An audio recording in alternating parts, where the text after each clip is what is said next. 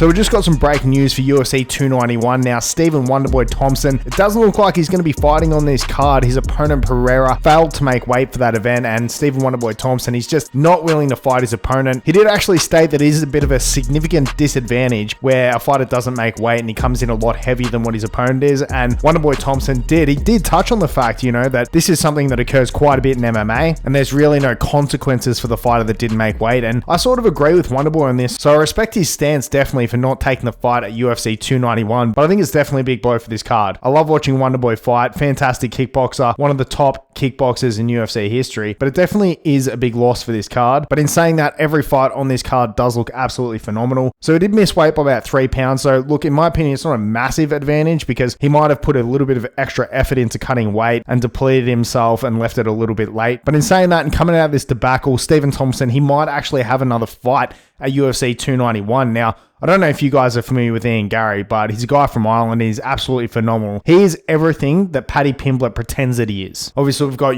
Paddy Pimblett saying that he's the greatest and he's got that charisma like Conor McGregor. Whereas Ian Garry, he could be another Conor McGregor within the UFC from Ireland, an absolutely phenomenal fighter. And I think that if this fight takes place, it's going to be a big step up for Ian Garry. And I think it will put a bit of a spotlight on him and his talents because a lot of UFC fans just, aren't really familiar with Ian Garry, don't really know who he is. Maybe underrate him a little bit, but I think if he's able to step in here against Wonderboy Thompson and get a pretty good victory, I think that'll definitely put him on the map of the UFC at this stage. So yes, I know this fight's off and it's a bit disappointing, but hopefully Wonderboy can get a matchup with Ian Garry. But time will tell, we're not even 24 hours away from this event taking place, so it doesn't really look likely at this point, but let's just see what, the UFC can pull out of their hat here. The best fight on this card, in my opinion, is the main event for the BMF title between Gaethje and Dustin Poirier. I don't think it particularly needs the title, but if you do want to check out my breakdown for that fight, feel free to check it out in the description below, and I'll be giving you guys my post-fight thoughts on this event as well. Some stage tomorrow. I probably won't do a full card breakdown for this event all in one day. I do have some